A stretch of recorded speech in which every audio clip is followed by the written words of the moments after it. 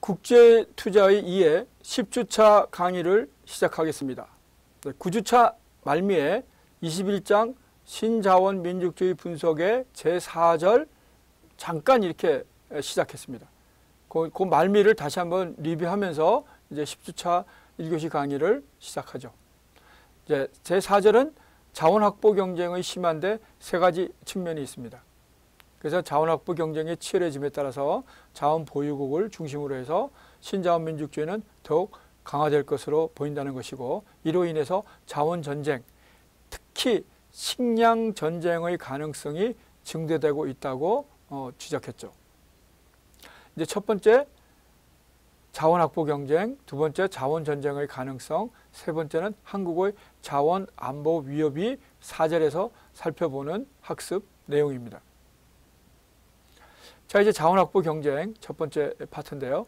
신자원 민족주의가 확산되면서 전 세계적으로 미국, 유럽, 일본, 중국 등 강대국을 중심으로 한 자원 확보 경쟁이 치열하게 전개되고 있다. 아마 9주차 3교시 말미에 여기까지 이제 한 걸로 되어 있습니다. 첫 번째 이제 미국의 경우를 보면요. 70년대 이후에 에너지 부족 국가로 이제 전환되면서 에너지 위기에 대응한 국가 주도의 장기 전략을 수립한 바 있고, 이에 따라 미국은 해외 의존 개발에 적극적으로 참여하고 있습니다. 여기서 제가 셰일가스를 언급했고, 알래스카가 에너지 보급에서 아직 이제 미개발 상태로 많이 남아 있다. 여기까지 이제 언급한 것 같습니다. 자, 부시 대통령 취임 이후에 국가 에너지 정책 발전위원회를 창립한 바 있고요. 수소 에너지 상용화를 위한 정책과 원자력 발전 동결에서 재개의 정책을 수립한 바 있습니다. 중동, 카스피해, 아프리카 등 미개발 지역에 대한 해외 유전 개발에도 적극적으로 나서고 있죠.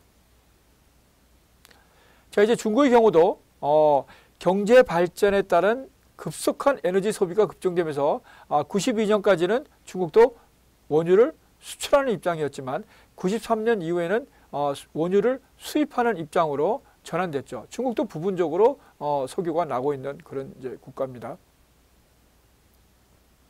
이에 따라 이제 에너지 확보가 중국의 최우선 과제가 되고 있습니다. 어느 나라든 에너지가 부족할 때는 경제 성장, 국민의 삶의 질에 직접적으로 영향을 미치기 때문에 최우선 과제가 될 수밖에 없죠. 자, 국가에너지기구를 2005년 5월에 설립한 바 있고요. 후진타오 당시 국가주석이 자원 부국들을 방문해서 자원 외교를 활발히 펼친 바 있습니다. 2006년에는 나이지리아 심해 유전의 지분 45%와 2005년 카자흐스탄 석유회사를 인수한 바도 있고요. 카스피해, 아프리카, 남미 등 16개국에서 유전 지분 및 석유 개발권 확보를 위해서 국가 역량을 결집시키고 있습니다. 자, 이제 일본의 경우는 한국과 함께 일본은 대표적인 자원 빈국으로 분류되고 있습니다. 그러나 해외 자원 개발 및 경제 원조를 활용해서 이러한 자원 외교를 통해서 결국 자원을 확보하고 있는 상황입니다. 좀 자세히 보면요. 북해 유전, 뉴멕시코, 호주 등 세계 30여 개 국가에서 에너지 개발에 참여하고 있습니다. 또 러시아, 남미 등 자원 부국에 대한 경제 원조를 통해서 자원 외교를 강화하고도 있습니다. 자, 이제 유럽의 경우를 보면 해외 자원 개발로 에너지 자주 개발률을 50% 이상 달성한 바가 있고요. 에너지 기업에 대해서 각국 정부는 적극적으로 지원하고 있는 상황입니다. 아니, 국가별로 보면 프랑스의 토탈, 스페인의 랩솔, 이탈리아의 ENI 이런 에너지 회사 등이 국가 지원을 통해서 전략적으로 육성된 대표적인 에너지 기업들이라고 할 수 있겠습니다. 에너지 자주 개발률을 보면 프랑스가 93%, 이탈리아가 51%, 스페인이 56% 수준을 보이고 있습니다. 이제 두 번째 학습 내용인 자원 전쟁의 가능성에 대해서 살펴봅니다.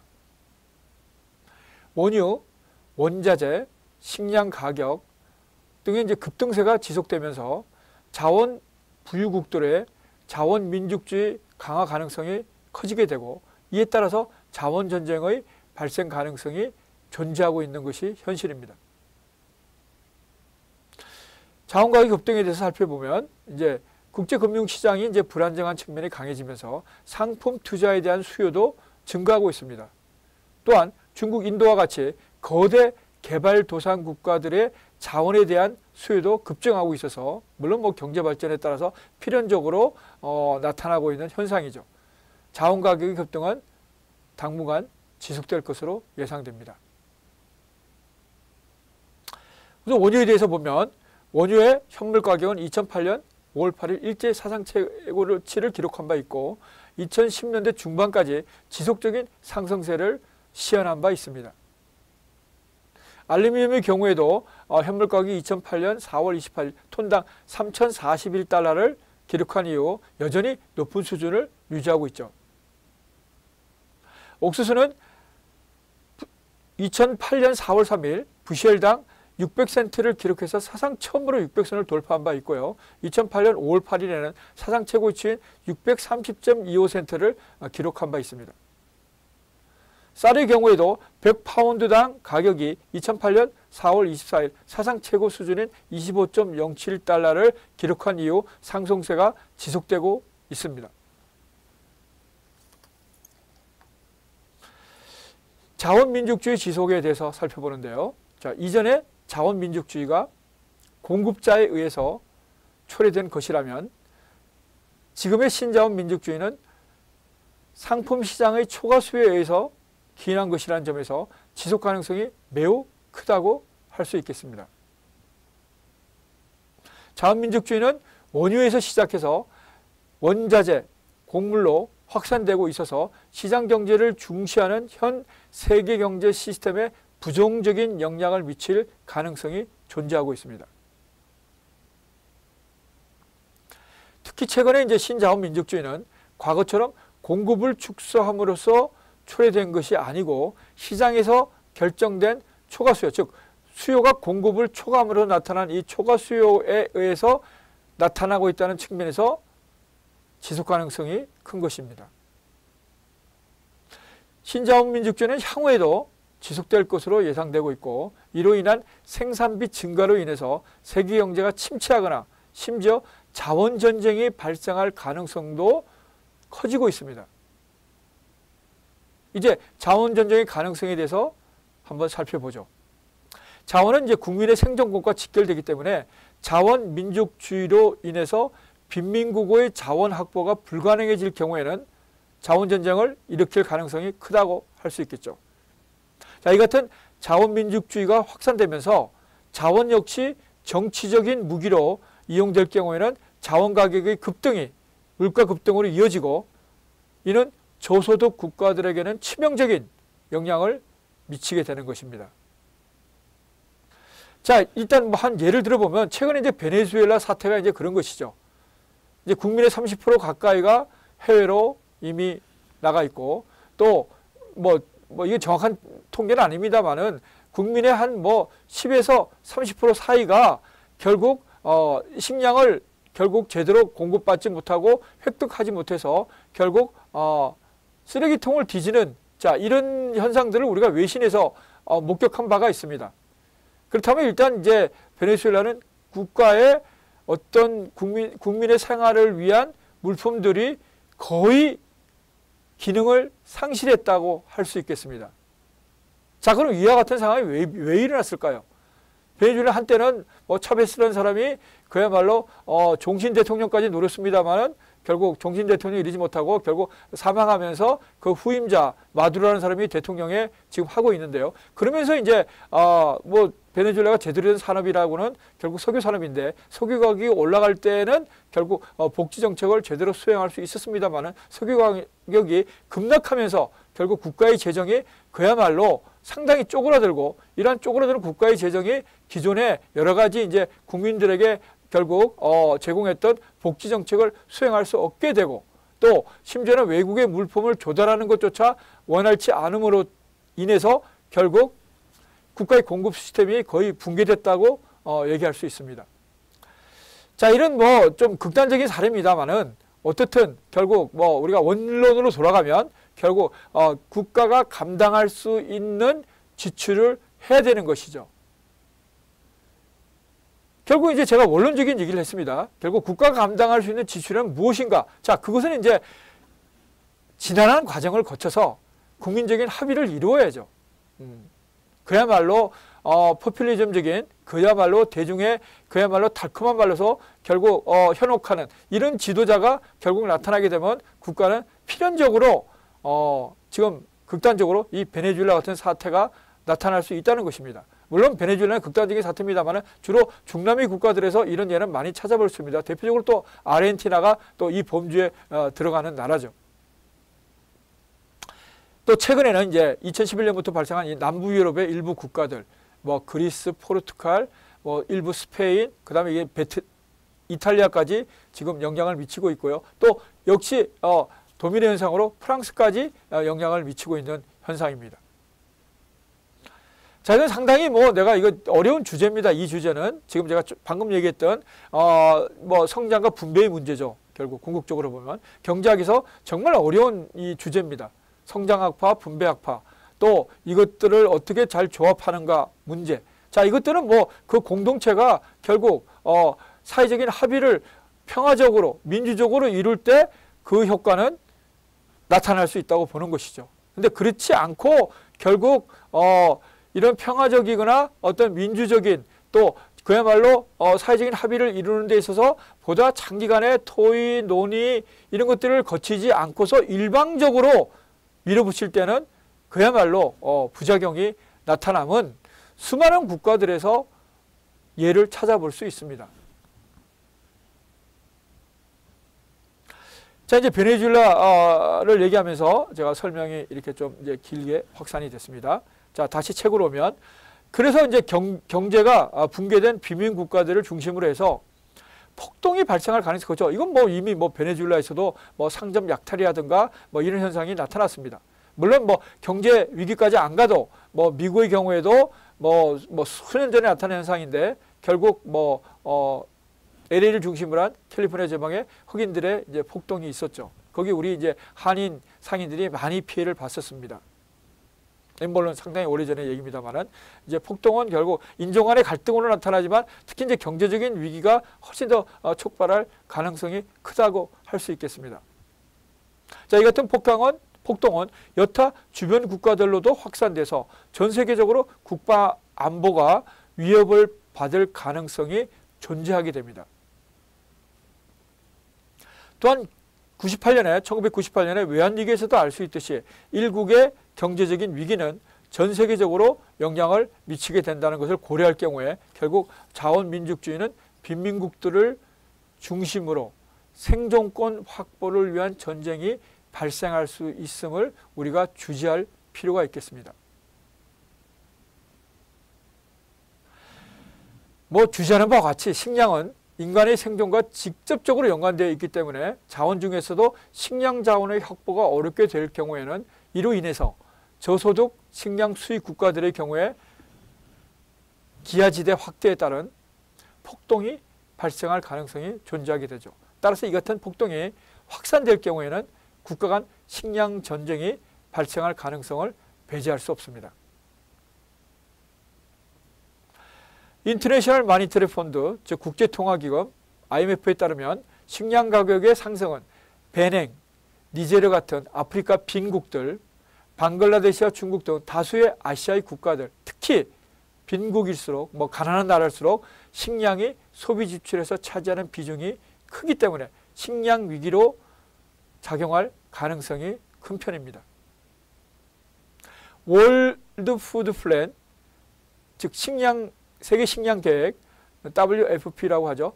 따르면 예산 제약에 따라서 식량 자원을 감소시키거나 수혜자를 축소하는 등의 식량 자원 제한 조치가 취해질 가능성도 큰 상황입니다.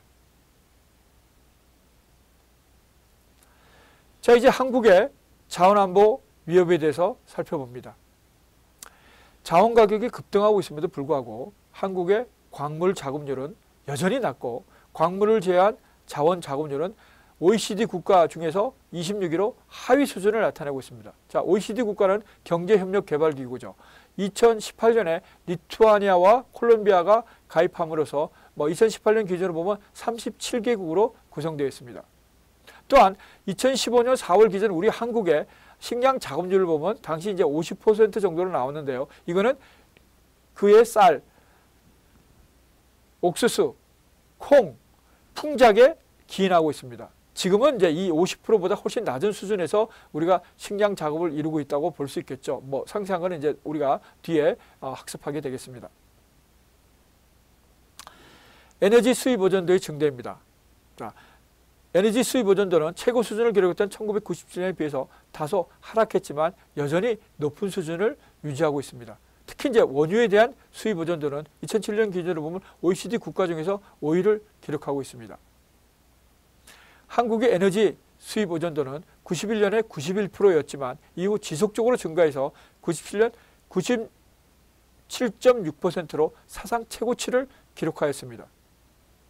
이후 소폭 하락해서 2003년 이후 96.7% 전후에 일정 수준 유지하고 있지만 이건 거의 100%에 가깝다고 봐도 과언은 아니죠. 그래서 에너지 수입 의존도는 거의 100%에 육박하고 있습니다. 조사 대상 OECD 30개 국가들에 대한 원유 수입 의존도를 비교해보면 한국은 2000년 99.3%로 6위를 기록했지만 2007년에는 99%로서 1단계 상승한 5위를 기록한 바 있습니다.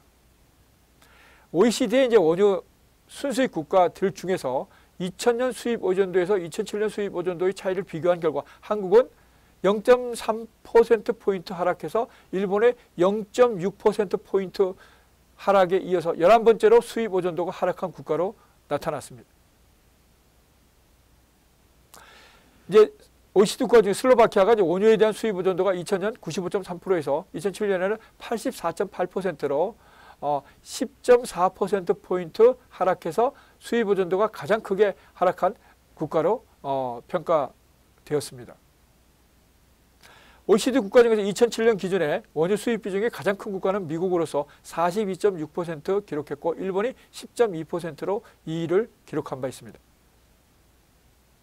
자, 이제 좀 부러운 국가들을 예를 들면 OECD 국가들에서 원유 수입 의존도 2007년 기준으로 산출해 보면 노르웨이, 멕시코, 덴마크, 캐나다 이 4개국이 원유를 작업하고 있는 국가로서 조사된 바 있습니다. 자, 좀 상세하게 보면 노르웨이의 원유에 대한 작업률은 1050.7%입니다. 100%도 아니고 1050.7%, OECD 국가 중에서 가장 높은 것으로 나타났고 멕시코가 171.2%로서 그 뒤를 잇고요. 덴마크 161.7%로 3위, 캐나다 143%로 4위로 조사됐습니다. 자, 원유에 관한 한 이들 국가는 노르웨이가 최고치를 나타내고 있지만 작업하고 있는 국가죠. 한국은 1%에도 못 미치는 0.95%로서 27위를 기록했고 그리스는 0.97%로 26위로 나타났습니다. 자, 일본, 독일도 일본은 2.61%를 기록해서 20위를 기록했고 독일의 작업률은 6%로서 17위를 기록했습니다. 자, 이렇게 원유 작업률이 저조한데요. 한국의 원유 작업률은 2007년 기준으로 보면 1%로서 OECD 국가 중에서 26위를 기록하게 되었습니다.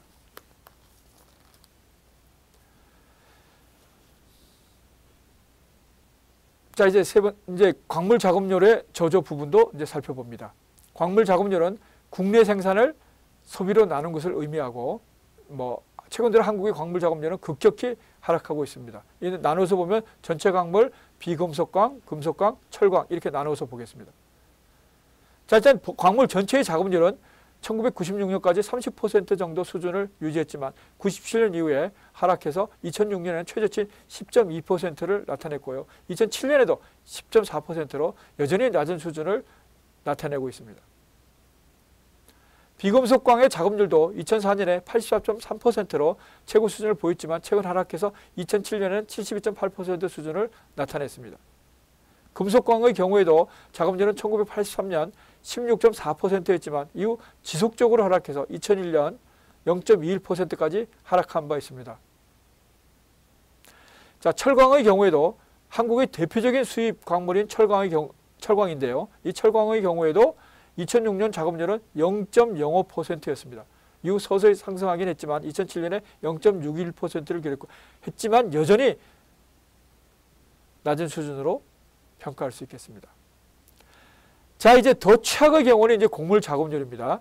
한국의 곡물 작업률 2006년은 OECD 국가 중 26위를 기록했습니다. 쌀을 제외하고 밀, 옥수수, 콩 등의 작업률은 뭐 수치로 이제 뭐 나타내는 것에 큰 의미는 없습니다. 사실은 거의 0%에 가깝거나 뭐 1% 뭐 언저리에 있고요. 콩만이 뭐 한 10% 조금 넘은 적도 있습니다만은 최근에는 10% 아래로 내려왔습니다.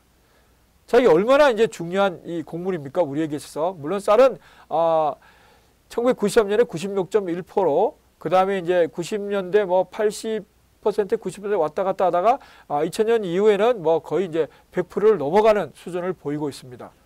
겨우 쌀만이 이제 우리가 작업할 수 있는 수준을 나타내고 있고요. 밀, 옥수수, 콩은 그야말로 0%에 가깝거나 1%, 그 다음에 10% 미만의 그야말로 지극히 낮은 수준이라고 할 수 있습니다.